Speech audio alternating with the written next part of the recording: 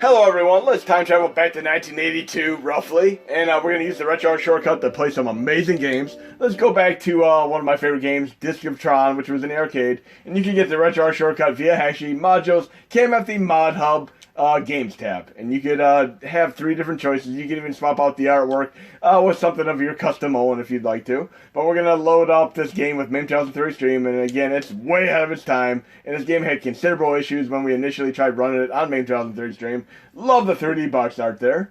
And again, I played this in the arcade, so I know exactly how it's supposed to be, and there are so many differences when I first tried to emulate this. For instance, because the real hardware used a mirror to give it kind of a spiffy look in the arcade, the emulation, though, it didn't work right. It didn't have the appropriate, authentic-looking backdrop. It also had, even Disc of Tron on the title screen was backwards, and the controls were all backwards. And not only that, the sample rate differentials were so timing off that the game didn't even load at all, along with other Midway games such as Rampage, Tapper, Spy Hunter, and so on. None of these games even worked on MAME 2003 at all. But thanks to the great work, hard, perseverance, and dedication of Arcade 2003 and Grand 2258, whom I both collaborated with on a regular basis, this game is running better than ever before. It is such a beautiful thing indeed. It's also one of the first movies to ever use CGI, along with Last Starfighter. I mean, these are both incredible movies at the time. Computer graphics. And the interesting thing is, I'm going to show you another thing related to computer graphics, because think of Video Killed the Radio Star, where we had, Christopher Cross, who's a great artist back in the day. But once music videos came out, he was having trouble keeping up with it. I still love his music, but other bands that kind of had quirky type music videos, such as the Cars, just went right to the top of the thing on MTV and such. Whereas Christopher Cross really didn't have stuff like that. You might have seen like a video of his on VH1, but overall he didn't really do mainstream music videos like Rock This Way by Aerosmith and so on, the Cars, all that, Take On Me by Aha. You know, these music videos which are just completely recognizable over the years. Okay, let's try taking this guy out here. Let's do Angry Bird style here. We got this. Come on. You're going down, dude. Oh, yeah, and difficulty ramps up considerably. Watch the second stage here. You have platforms you can jump across. It's kind of cool because you think of stuff like laser tag. Imagine if they've ever done like a building thing where you have kind of like almost like Ninja Warrior style, holy moly, all that stuff, you know, Wipeout, where you're doing kind of like a Tron thing and suits and all that. This is cool. Even American Gladiators, remember all those shows? But very cool stuff here. We're going to load another game that was roughly out around the same time here. Again, I also loved Last Starfighter with Lance Guest. I saw that in theater. Just a great movie nowadays. Okay, let's go to Start Directory, and we'll go to our other games here we're going to showcase, because we're going to go to, I'm going to do the PSP version, because if you typically try to run Dragon's Lair, you run it on Daphne, which has no sound currently, but you can run other versions, Sega CD, which has too many pixels. The best version to run is actually on PSP, and I run it with PSP Extreme Core here. And this game was way ahead of its time. Don Bluth for the win. Again, he worked on Secret of NEM, American Tail, 5 Goes West, Titan AE, and a few other things. I mean, such a great person here. And Digital Leisure has done PS3, PS4, DVD versions, and I've gotten about every version I could acquire-wise. And when you went to the arcade and you saw Disc of Tron, you saw this just popping up. I mean, the attract mode is pretty much what they did on the games when you weren't putting quarters in them to get your attention. You walk by and you see this showing up on the screen, you're like, I gotta put my 75 cents in. Yes, it costs roughly 75 cents to even play this game. Way more than your typical quarter for all their games. But they were able to do it. 50 to 75 cents. Great game. Love this stuff. Even love the cartoon series, but we're going to try this for a minute here. I'm almost trying to push, start, because I feel like it's an arcade game, because it really is. We're going to go to play game right now. You can do arcade mode, home mode, you can choose easier, hard. I mean, you could even have like context button presses like God of War. Bottom up where you see the D-pad. It kind of tells you what to do. But I remember playing this on Sega CD.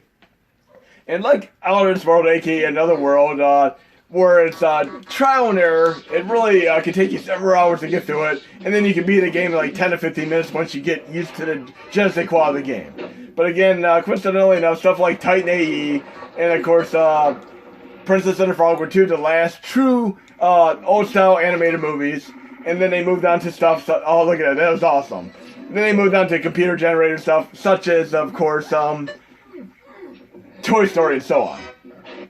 And of course, like I said, Last Starfighter, Last Starfighter and Tron were two movies that really used some awesome computer generated stuff. Oh, look how awesome this is. This is so great.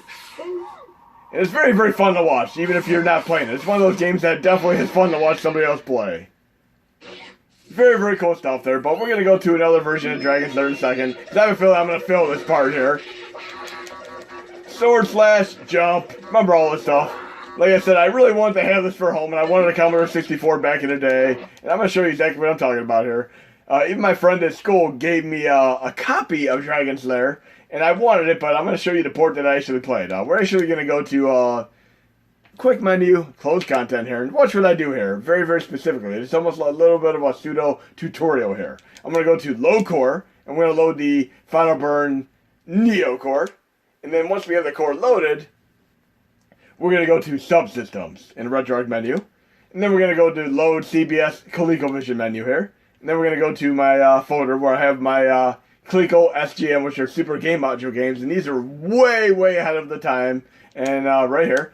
And I'm going to do a little bit of write-up on this, but you need to have ColecoVision BIOS here. And then you can play several games like Buck Rogers, Cold Blood, Dragon's Lair, Frostbite, Kaboom, Mecha 8, and Zaxxon. But we're going to do Dragon's Lair real quick here. And then we're going to go back to Subsystem, start ColecoVision here. But we're going to do something interesting here, because watch, I'm going to do a little bit of a Jessic Wah here too. Look, we got ColecoVision running via Final Burn Neo. Awesome stuff there. But we're going to go into, again, input hotkey binds here. And just watch carefully here.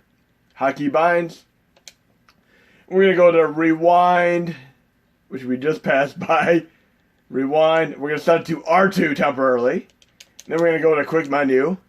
And we're going to set up rewind to enable here. And again, make sure it's off when you're not running it, because some stuff like arcade games will not even run at all. On Super Nintendo games will lose about 20 frames per second, depending on which core you use if you have rewind enabled. So we're going to go back to resume here. And again, this is the first home port of Dragon's Lair, and this is on a cassette tape for the Atom computer. It was so amazing. Just check for yourself here when I played her. 1984. I mean, way, way ahead of its time. Okay, let's check it out here. And I used to play this game for hours on end back in the day. And again, rewind's going to help out a little bit here. Yep, rewind's working. Just even this part here. No, I can rewind it. Rewind again. There we go. Now we're on the platform there. And this is good, because if I try to play this normally, I'd probably not even be able to show you more than 10 seconds of gameplay, because I'd die miserably since I haven't played this in a while. But rewind will at least give me a set of training wheels to at least showcase some of the game. But I beat this game legitimately like hundreds of times back in the day. I'm going to have to get back on it like riding a bicycle again. But yes, this was actually out around the same time as Atari 2600. And this is so far ahead of anything you could possibly see on Atari 2600. No! Rewind again. Let's try this. Whoa! Let's try this again. Okay, I got it. I did it. Okay. Now let's see the levels we have here. Let's try one level here. I'm trying to remember how to do this. I know I gotta jump and slash. Jump out of the way. Jump out of the way. Slash. Rewind. Slash. I pushed the wrong button. The sword button is my circle button on the controller. Jump again. I remember this now. And this game gets so crazy later on, and the last stage is so fun to play. Jump again. You can see what I mean. This is crazy. Oh, jeez. Jump again. You get the idea, but Dragons are so awesome here. And going back to another game here, let's go back to 1982. We'll do a different game real quick. We're actually going to go to Commodore 64 collection real quick, because we're going back to 1982 since we're on that time frame right now. Right here, this is a collection that a great friend of mine, Requiem, put together of many, many games, and these are actually going to be on the Mod Hub for the next release. And you'll be able to get right from the Mod Hub. I have Commodore 64 cores updated. We can even play VIC-20 games now. Commodore 128 and 64. And you'll see, I'll do a little bit of a write-up and tutorial on that. But in the collection here, and I'm going to show you a few things here. There's a game called Doc Cosmos. I mean, awesome, awesome game. But it has a cool thing where you can actually time travel back to 1982. You'll see for yourself in a moment here. And you can use the R1 to choose between Joypad 1 and 2, because some games require you to be on Joypad 2, others require you to be on Joypad 1. I switched to Joypad 2 to check here. We can even do a status bar with R1, virtual keyboard with L1. We're trying this game out for a moment here. I should be able to have controls here. It's a Metroidvania style game, but right now we have kind of like NES graphics here. But watch what happens when I get into this part here. I can't go through here. I need a key to open that door. So let's go to the right and see what we have here. Again, the Commodore 64, people have pointed out to me, has one button on it, like an Atari joystick. So you typically would push up to jump. Collect color keys to open doors the same color. There we go. We got the red key here. Then we're going to go left. And yes, this is actually an amazing game. I give personal thanks to Requiem for telling me about this game. I really get a kick out of this. Red door there. Now we're going to go left here. It kind of reminds me of a cross between Metroidvania and Cave Story and even Monster World. There we go. We have, well, that was easy. What the... Look, we're in 1982 now. Kind of like Haunted House there. That is awesome. I need to find a power source and get out of here. In this timeline, Doc will jump a little bit further, but with less control. We got another key. It feels like playing like a side-scrolling version of Haunted Castle. You know, that Haunted House on NES. Not NES, I'm thinking NES because we have these characters which look like enemies from Mega Man 2. Oh, jeez. No, like the Haunted House from the original Atari 2600 where you had just a pair of eyes that were roaming around. That was so funny. Here's our little generator here. The device is used to alter timelines by pressing fire. It is recharged at these consoles. And I can literally just push a button to switch between current time and look, we have the spikes there. Let's go to the right here. And we can change the time frame here. So right here, I can't cross here. But if we go back to the future, they build a bridge in the future. So I can push the button here. And now we have a bridge to cross. That is awesome. And then we got a generator here. Okay, we got a green door there. Then we got the green key. Look at that. That is awesome. We have a ladder here. It's cool going back and forth. It kind of reminds me of the Metroid Prime 2 where you could go between the dark world and the light world, and even Zelda 3 and such with the light and dark worlds. Very, very cool game though. Cosmos. And when you're loading this compilation, by the way, if you want to load another game, you need to push restart in RetroArch. And you might notice I'm unable to select the games. You have to do restart twice in a row each time you want to play a new game. It works out perfectly.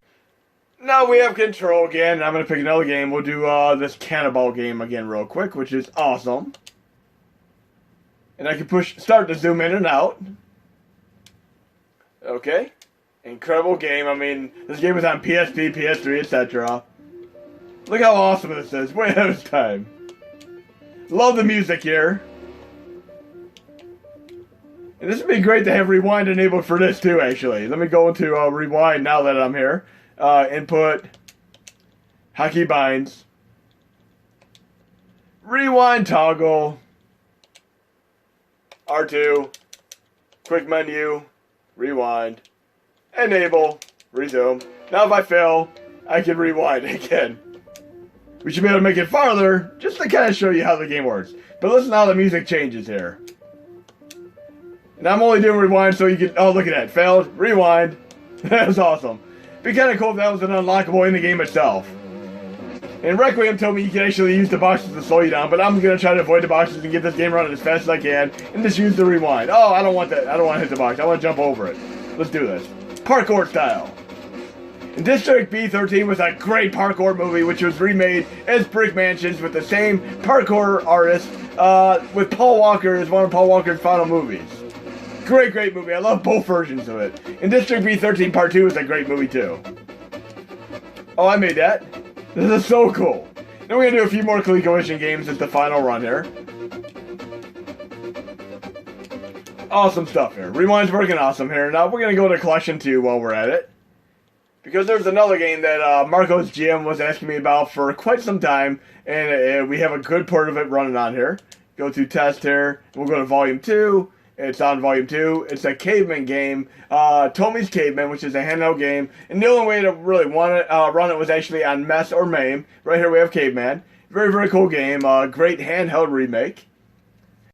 And this is for you, Marco's GM. You've asked me about this game for a couple years now, and I'm so glad that Requiem and myself were able to get Nick Sherman's 2019 port of this going on the Mini Classics. And it's a nice handheld remake. It is true and inspired to the original. I mean, great, great job here. And essentially, it's like pinball where you take a minute to learn, lights on the master, and you could use fire here. I keep thinking of Ringo Starr in the Caveman movie, Daryl Hannah in Planet of the Cave Bear. Both great, great movies for their time. And you get the age, try to go to the left, and as you get to the left, levels, kind of like Tron, which I showcased a few minutes ago.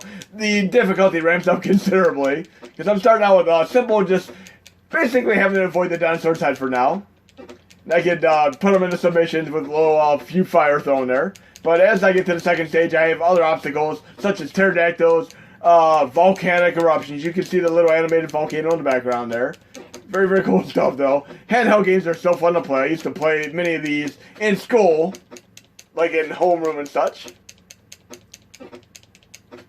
We got this. There we go. We're on the second stage with the pterodactyl here. And it gets much, much more difficult. I'll try to at least get to the third stage here. Then we'll do a few more ColecoVision games. I'll do more videos showing ColecoVision, other Commodore 64 homebrew and such. And of course we failed and missed an egg there. We'll get to the next one. But here you go, Marco's GM. This is your day. There we go. Eggs. Take a few more of these eggs here.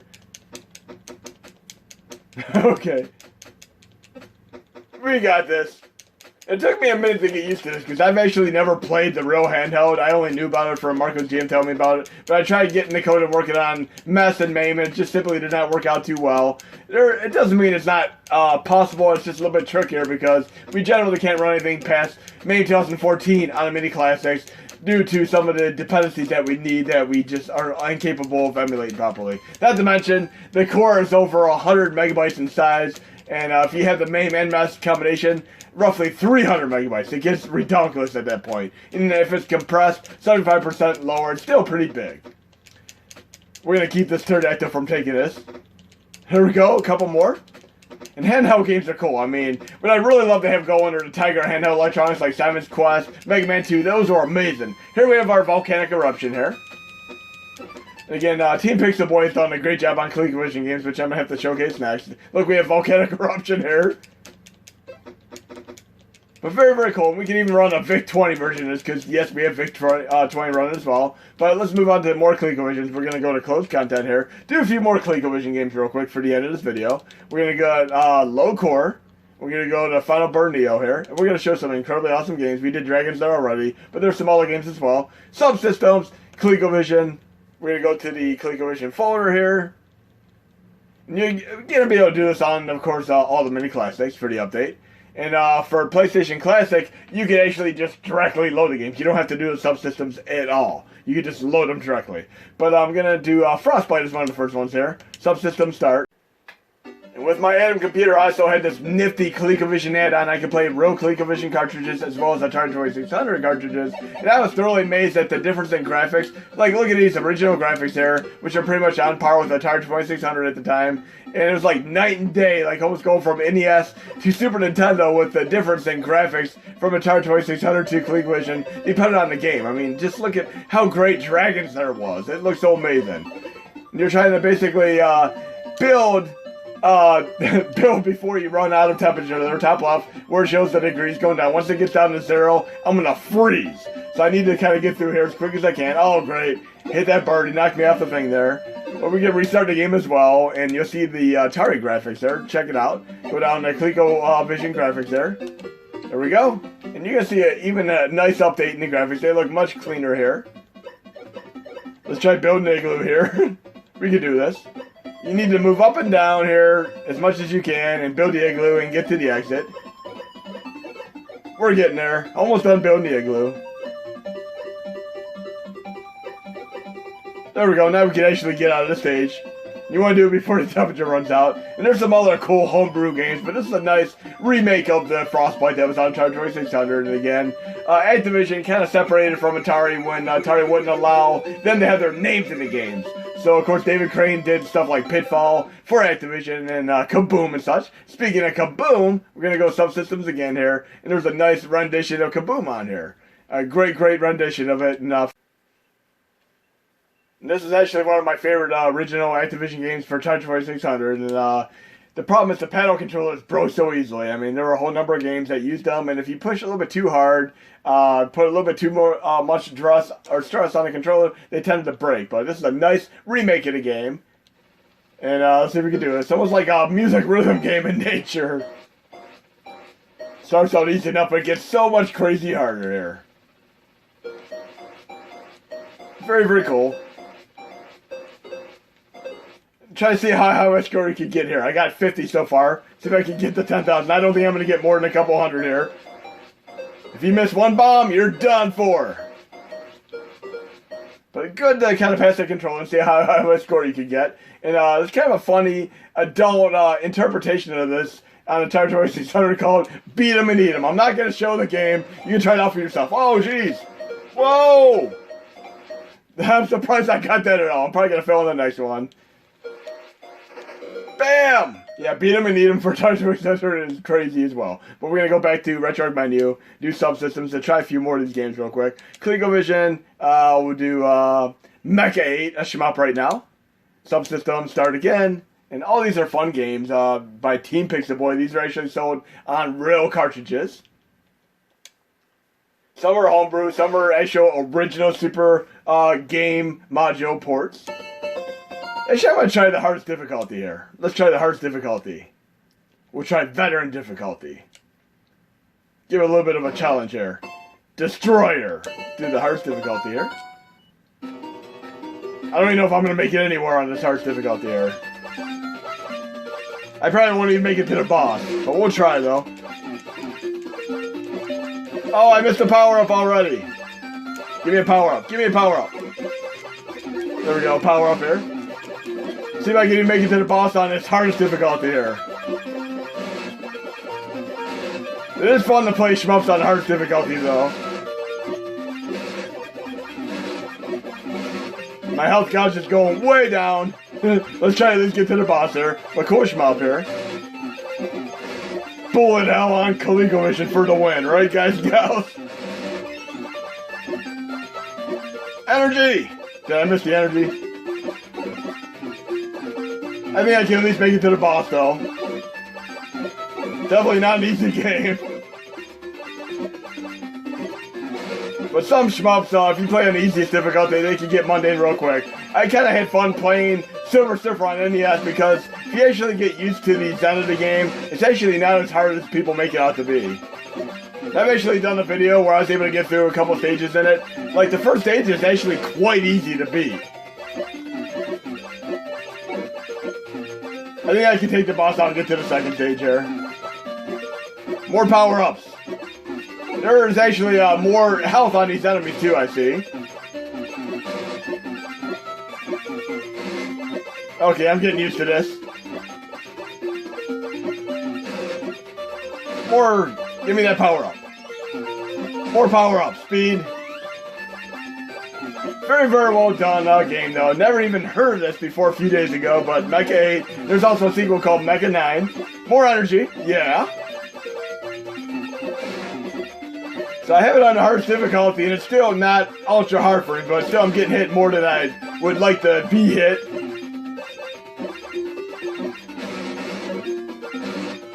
And speaking of, you know, the octopus with the tentacles here, some of you may have watched like some hentai or anime in the past where like they have tentacles and octopus and such, because the way they do it is they censor. They can't really show adult content, so they replace it with tentacles instead. It's a little bit of a workaround. That's the story behind tentacles in hentai and anime and such, though. Kind of funny. Very, very interesting boss here. Lost my power-ups. Need to take this boss out for the tail end of this video here. Then we're going to try a nice not Mega Man, a Pac-Man Metal Gear kind of crossover thing. There we go, the enemy's almost done here. So I played on the hardest difficulty here, and we made it just fine. We're going to go back to subsystems. We're going to try this other game real quick. ColecoVision again. And this game right here is one of the coolest ones you can play, Cold Blood. Check it out for yourself here. And this is easily one of my favorite homebrews. I remember there being a little code you could type in. It was like the word rudder. I think of a boat rudder. You type in right, up, down, right. And then you can do extras menu. And it does some little like bloopers. Outtakes, kind of like in a Jackie Chan movie. And we have the Pac boss here. Very, very funny. I mean, who would have thought, or who would have thunk, Metal Gear crossover with Pac-Man? Awesome. This is Pac boss. Your mission is to enter into the supermarket and buy potatoes, eggs, and cucumbers. Are you sure that Pac boss? Hey, oh damn, I'm reading the wrong paper.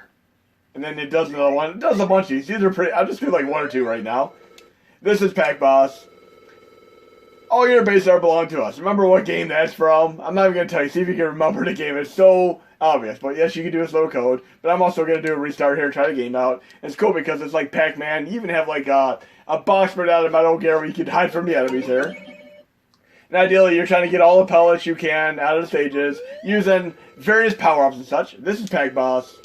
Your mission is to enter to Ghost Heaven, Fortress, and eat all the blips. And yes, I was actually a fan of the Pac-Man cartoon as well back in the day. Don't worry, they're low in calories. We will stay in contact on this frequency.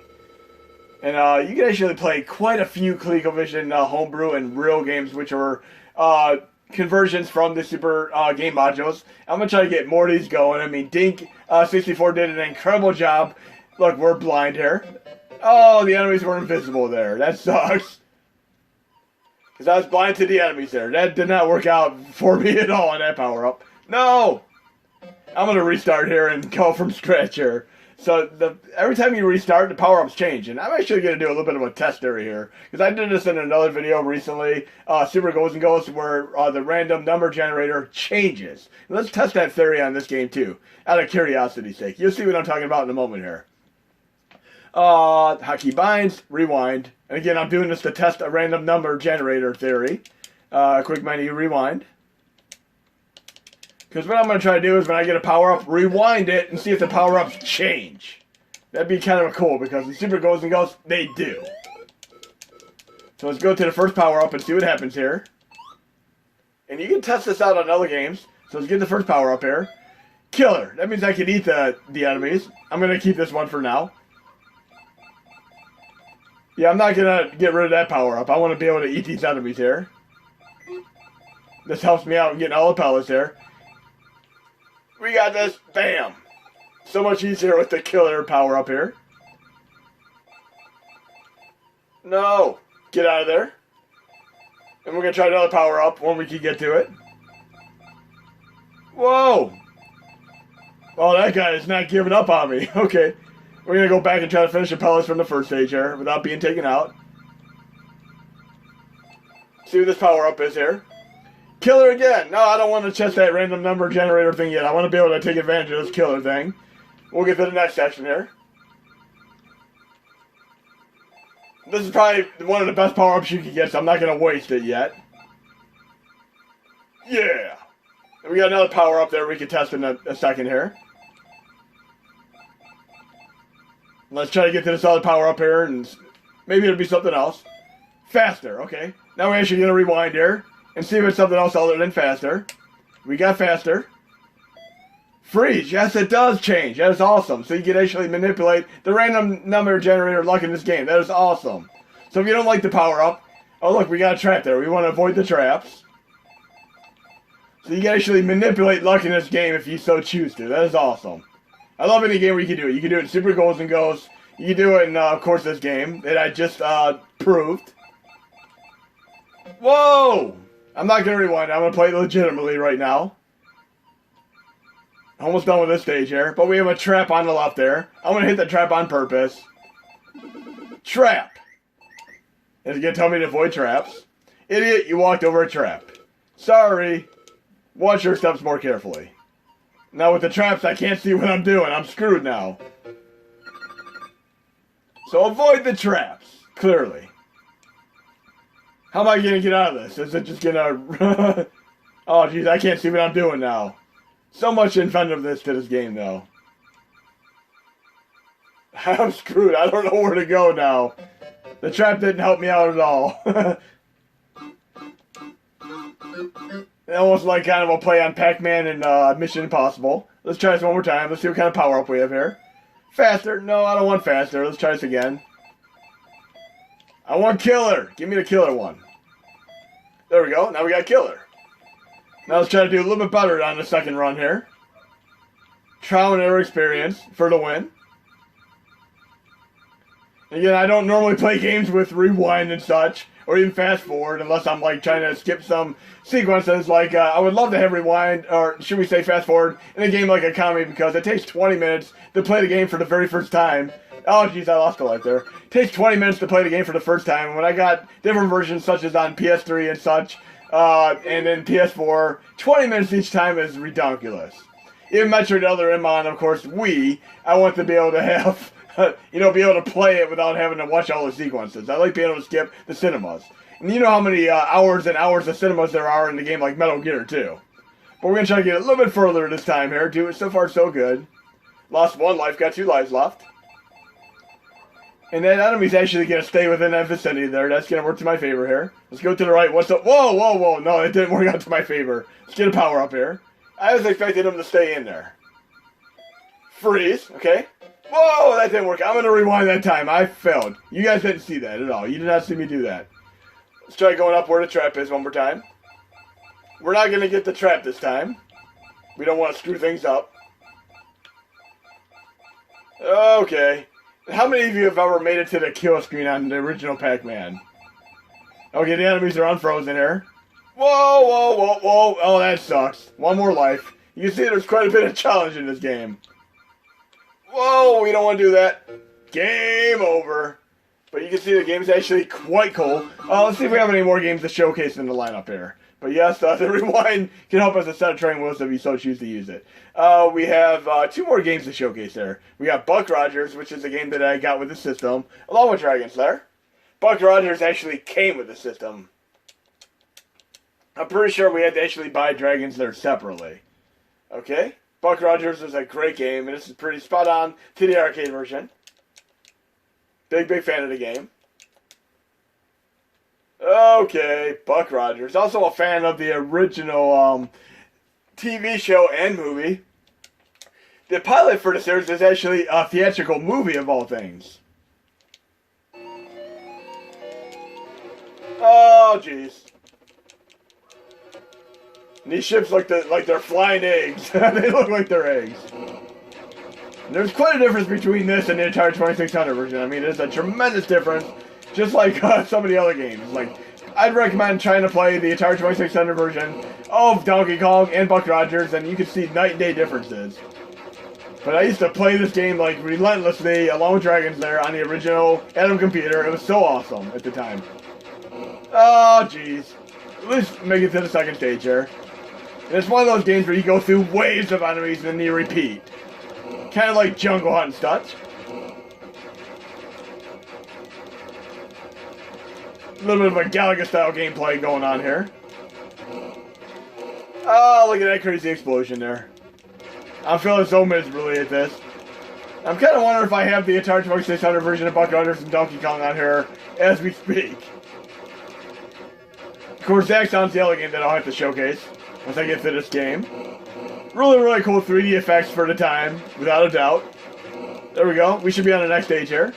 Love the scrolling effect here. And this is actually before games like 3D World Runner on the original NES. This was so far ahead of the time. They definitely didn't have this type of scrolling to this degree on the original Atari 2600. I mean, this is just out of the scope of true Atari 2600 games. It never looked this good on the Atari 2600. This is almost on par with like an earlier Space Harrier or Hang On and such. This is awesome for the time. Okay, bonus. Really well done. And then we got Zaxxon real quick. Let's try that. Okay. And then I'm going to see if I have Buck Rogers for Atari 2600 on here. I mean, the arcade version's fun to play as well, but I'm pretty sure I might have the Atari 2600 version on here. But Zaxxon was also an awesome isometric overhead game. And I'm going to try to showcase more Commodore 64 games in the next video, but that Doc Cosmos is a fantastic game we're playing. Okay, Zaxxon. Very tough game. I got rewind activated still. We actually have a little bit of fun here. Let's try something really silly while we're at it here. Quick menu and actually input hotkey binds. I've done this on Zaxxon before. It's kind of funny. I'm going to do fast forward. I think I just passed fast forward. There we go. I passed it. Toggle. We'll make it L2. Now check this out. Gonna play fast forward here. See if I can even make it to the stage here. That's true challenge, guys and gals. Whoa! I can rewind though. Rewind. This is crazy. And there's actually Super Zaxxon, which ironically is just faster speed Zaxxon with a few other differences. But look how crazy this is at fast forward. Imagine trying to play a game like this, like even Contra at this speed. I've done it in another video. I'll link to it. I played, of course, Double Dragon and a few other games real fast like this. But yeah, try doing this shmup fast forward. This is crazy. Even try doing the first stage of Gradius and fast forward. So far, so good, though. Oh, wow, I'm surprised I made it this far yet. It's crazy. If you like this game, try the game Viewpoint on Neo Geo, which is great. There's also a great PlayStation 1 version, and of course, Neo Geo version, and Mega Drive version. Several different versions of that. I personally like the Neo Geo CD version, though. Oh, great. We're on the boss here. Can I take... That's so much harder to take. Let's rewind. I want to try to beat that boss there. And I can also toggle off fast forward. This is so crazy. Take off fast forward here. Oh, it's still even harder at normal speed because the missiles are... Homing missiles are... Oh, I can shoot the homing missiles. That's what I wasn't able to do in fast forward. It's so much harder to shoot the homing missiles. Fast forward again. That's crazy. I wonder if I can do the first stage of Gradius. Fast forward. Let's try this. This will be the last thing I have to do. I just have to be funny here. NES. I should have the original Gradius. Or even the arcade version, actually. MAME. Gradius. Do Gradius Arcade here. Just passed it. Gradius. With main 2003 stream. I'm going to try the first stage and fast forward, which I know I'm going to fail at miserably, but let's make that the last fun thing in this video here. If you thought the Gradius was hard before, wait to see it now. It's absolutely pure insanity. Again, I've done Double Dragon, Contra, Donkey Kong, and even Punch-Out Fast Forward before. I'll link to the video I've done these in for the NES Classic in the description. And if you want to try other games, let me know. But see if I can make it even get a single power-up here. I want to at least get my double shot or such. Something to at least help me have a chance in this stage. Come on, power-up, power-up. Wow! Need missiles now. Missiles in my double shot. That was close. Too crazy! Oh, that was crazy. Can I make it anywhere? It's crazy! You really gotta take some of these enemies out or you have zero chance to make it anywhere. You really gotta just take them out. See, I made it past there by taking some enemies out. It's gonna be fun coming back to this and trying to do better next time. I'm gonna do one more take here. I need my double gun here. If I get my double gun, I have a chance. Double gun, double gun. Oh, maybe I'll get laser this time. Laser would really up the ante here. Two more and I get a laser. Oh yeah, laser. Now I just need some missiles. That didn't help too much. I gotta take it out anyway. Give me something to work with here, guys and gals. Need my NES advantage. Wow. Wow, wow, wow, wow, wow. I don't know if I'm gonna make it anywhere. Oh shit. One more life here. Yeah, try this out for yourself. I'd love to see how long you can play or how high of a score you get trying this on yourself. But it's crazy. I hope you enjoyed the video, guys and gals. There'll be more to come.